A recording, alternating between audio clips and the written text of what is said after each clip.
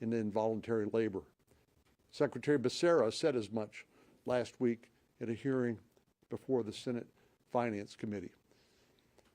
The American people will be able to vote on this issue in November. This will be one of the most important, if not the most important issue that the American people will be deciding in November, not just in the vote for the next president of the United States, but the vote on who controls the majority of the United States Senate and the House of Representatives. So we're here to honor the name and to grieve with the family of Laken Riley. But the best thing that can come out of this terrible tragedy is for some good to occur, and that will be to change the status quo and to change the people who are currently responsible for the Biden border crisis. Thank you, Senator Cornyn. Senator Ricketts, Nebraska. Thank you, Senator Budd. Again, our condolences to Laken Riley's family on this horrible and senseless tragedy. President Biden's open border policies have led to a humanitarian and national security crisis at our southern border. He is responsible for the human trafficking, the sex trafficking, the child trafficking, the drug trafficking that is going on there. And now we see the results of his illegal use of parole to parole in last year 1.2 million people into this country. Jose Ibarra, who is alleged to have committed this crime, was one of the illegal immigrants that was paroled into this country in September of 2022. He went to New York because once you're inside the country, you can move around freely. That makes every state a border state. And in New York, he was picked up for child endangerment, not detained. He went to Georgia, picked up for shoplifting, not detained. When people come to our border and continue to break our laws, they must be held accountable. We must do better. This tragedy could have been avoided if President Biden didn't have an open border policy. This tragedy could have been avoided if ICE had detained Jose Ibarra. But time after time, he was let go. The Laken Riley Act would require officials to detain illegal immigrants who break the law through theft or burglary and have ICE deal with them. They need to be held accountable. They continue to break our laws and disrespect our laws. The Laken Riley Act will help address that injustice. The solution that we need here is to be able to pass this bill and then ultimately have President Biden secure the border. He has the tools to do that today. He chooses not to.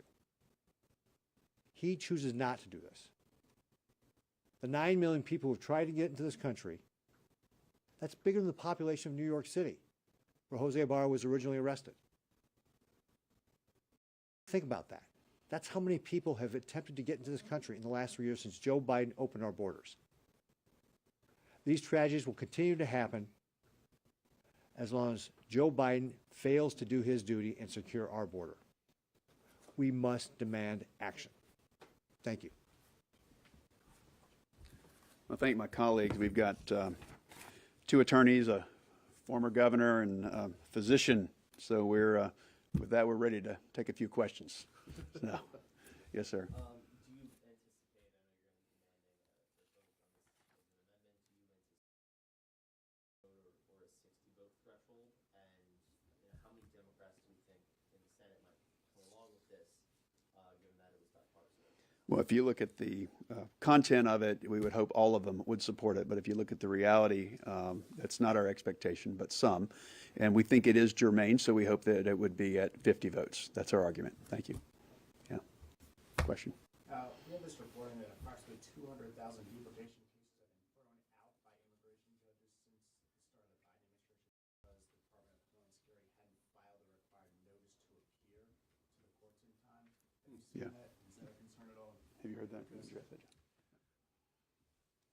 I had not heard about that number, but many times, as you know, people coming to the country claiming asylum, there's an initial screening at the border called a credible fear screening, but then people are generally given a notice to appear at a future immigration court hearing.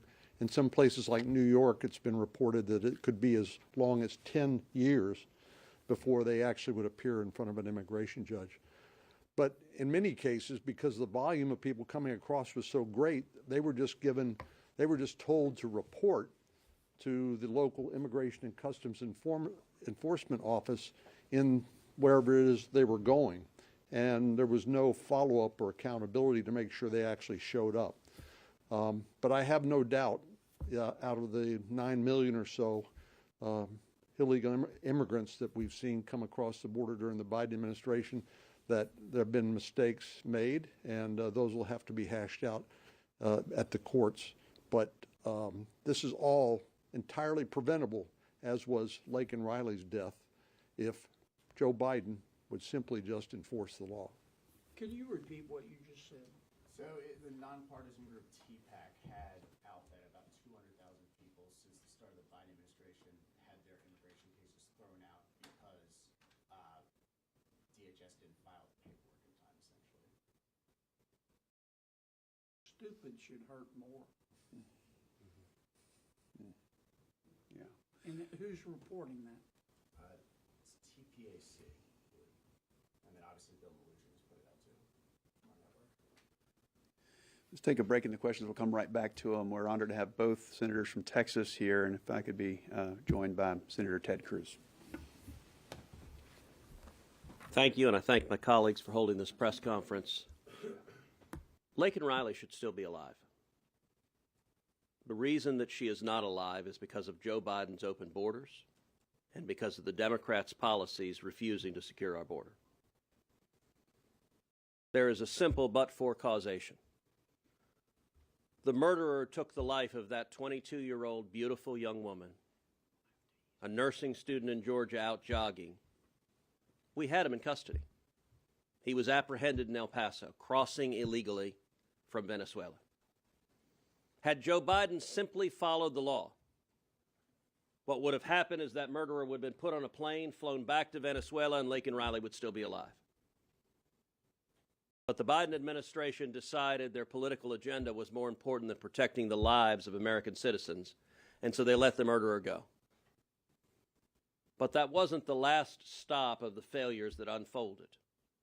The murderer went from El Paso to New York City, where he was arrested once again, this time for endangering the safety of a child.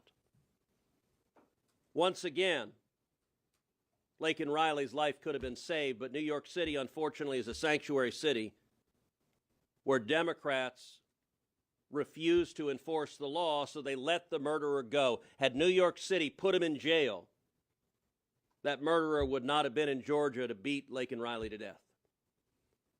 But New York City let him go once again. This revolving door happens over and over again, and I have to say just how indefensible the Biden administration's policies on the border are was laid bare during the State of the Union, where in his prepared remarks, President Biden did not plan to say a word about Laken Riley. And then in response to heckling, he did address her. He got her name wrong. And here was Joe Biden's defense. He said she was killed by a, quote, illegal. And he said, well, legals kill people too. I want you to understand what the President of the United States is saying. Because there are murderers in America, it's perfectly okay for him to continue releasing more murderers into America. That is asinine. That makes utterly no sense. And by the way, the insult was compounded where the next day, what did Joe Biden do? He didn't apologize to Laken Riley's parents. He didn't take responsibility that his policies released the murderer that took their daughter's life. He didn't do any of that. Instead, he apologized for using the word illegals. Because to this White House, it's more important to genuflect before the American Politburo of language than it is to actually protect American citizens. Listen, the Laken-Riley Act is simple common sense legislation. It passed the House with a large bipartisan majority. The Senate ought to take it up and pass it as well, although I have to say I have complete confidence that Chuck Schumer and the Senate Democrats have no interest in doing so, because the sad priority of this White House and of the Senate Democrats is they put illegal aliens and criminals consistently higher on the priority list than protecting the lives of American citizens. And over again, we see more and more Americans losing their lives as a result. Thank you, Senator. I think you had one more question. Yeah, you said obviously you walked previously from passing this bill, but have you had any conversations with individual Democratic senators who might vote for this if they're given the opportunity in a roll call vote? Multiple conversations with those who would support it being in the package. That's the conversations that we've had. Yeah. Maybe last question. Just to clear some up, it was the TRAC's organization that was reporting that. Okay. DHS failed allegedly to file the notice to appear. But the question I had is, Laken Riley's father did do an interview recently where he said that he's a little concerned about how he feels this issue's been politicized a little bit, her name has been politicized a little bit. Do you share those concerns at all? I'm a father of 2 daughters, and so I can't imagine the pain that he's going through. And this is not about politicizing his daughter's name. This is about remembering her, and this is about preventing tragedies like this from ever happening again. Thank you all very much. Yeah.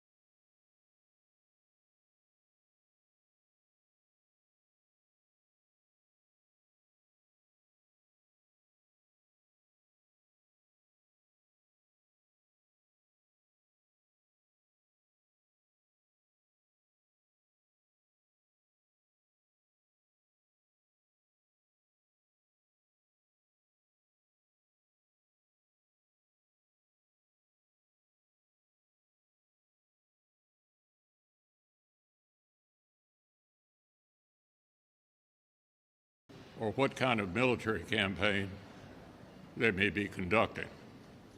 We obviously have a lot in common, but it seems to me the bipartisan support for Israel seems to be cracking on the political left in this country. I still think our best policy is to not give any Democratic ally advice about when to have an election, who ought to run the government, or how to conduct a military campaign. Secondly, we also have in common concern about the best way to handle Iran, particularly given the fact that they are providing assistance to the terrorists in Gaza, the terrorists in Lebanon, the terrorists in Yemen, now shooting at us. This is a serious international situation. I hope also, as I think all of you know, that we can get assistance to Ukraine quickly. I'll just echo what the leader said. We had a really good discussion back and forth, a lot of opportunity to ask questions, and our members conveyed to the Israeli Prime Minister our strong support for their efforts to defeat once and for all and get rid of the influence of Hamas in that region of the world. Here at home, for the past 3 years, President Biden and his administration have been pursuing their costly and radical Green New Deal, which not only has lessened our energy security, but it has increased the costs for consumers across this country. In fact, since President Biden took office, energy costs have risen on average 35%. 35%. And of course, this week they're back at it. The President has announced his mandate for the American people to drive electric vehicles. Now, the average cost of an electric vehicle is $52,000. And Americans have seen their real income since Biden took office go down by 4.2%. So their incomes haven't kept up with the rate of inflation. We all know since he took office, inflation, the cumulative rate of inflation is 18.6%. And so he's asking the American consumer to buy electric vehicles, $52,000 per electric vehicle, at a time when their real income has gone down since he's been in office, all in pursuit of a Green New Deal fantasy. And so we have a number of our members who have filed legislation. Senators Ricketts, Sullivan, Crapel all have legislation out there that would roll back these onerous, costly, and unrealistic mandates that this president has put forward on the American people to force them into electric vehicles, something that is not realistic in many parts of the country, including where I'm from, where you drive long distances and have extreme temperatures. It's not realistic, it is unaffordable, and it is an ill-advised policy, and we will do everything we can to try and see that it gets stopped.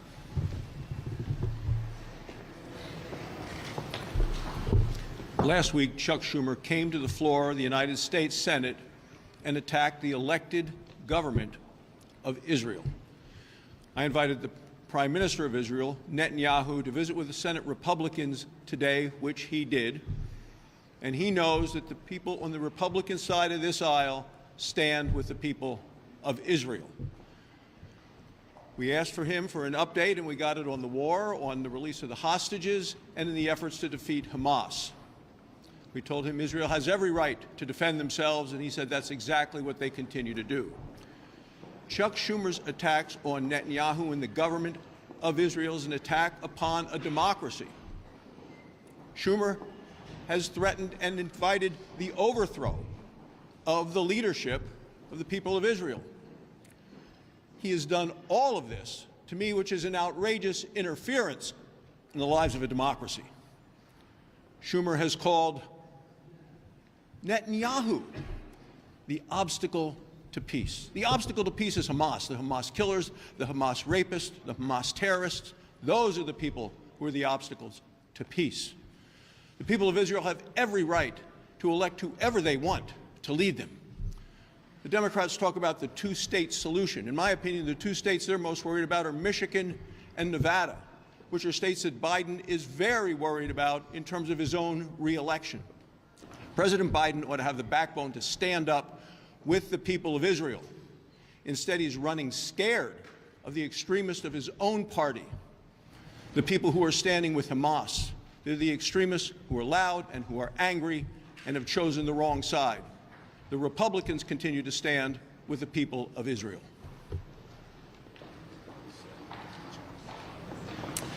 Good afternoon to everybody. We have pending before us, I think, the end of our appropriations cycle of 2024. As a member of the Appropriations Committee, I'm pleased that this weekend we will be passing the last 6 bills. At least that's my great hope. We're not sure exactly when. I am the ranking committee member on the Labor H bill, which is the second largest domestic, or it's the largest domestic spend bill after defense. We were able to maintain important provisions in that bill that are important to our members, the Hyde Amendment and others. It is a little bit less spending, which is good news as well, and it sets the priorities for the coming year. So I want to thank, particularly on our side, Senator Collins for her leadership, her steadfast leadership to work these bills. She's been a tireless advocate to try to make sure that we didn't end up in continuing resolutions or omnibus, and this week I think she's going to be able to fulfill that promise. I would also like to say, in terms of the EV mandate that came through, or the regulation that came through today, I would suggest to all of you, if you've ever been skiing at Snowshoe or at Canaan Valley or at Timberline, don't drive your electric car over there. You may not get there.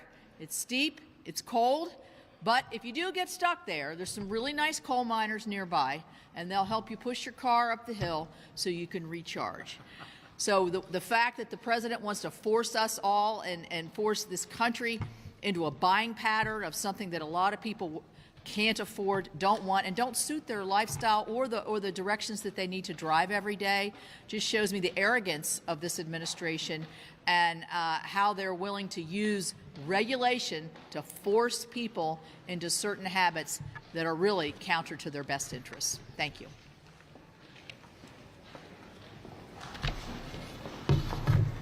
Thing I've observed over the last couple of weeks is that President Biden and his Democrat allies in Congress, they care more about installing EV charging stations at the border than stopping terrorists. You recall the Inflation Reduction Act, which every Senate Democrat supported, obviously did nothing to stop inflation, only actually accelerated it. It's being used to fund their border climate obsession.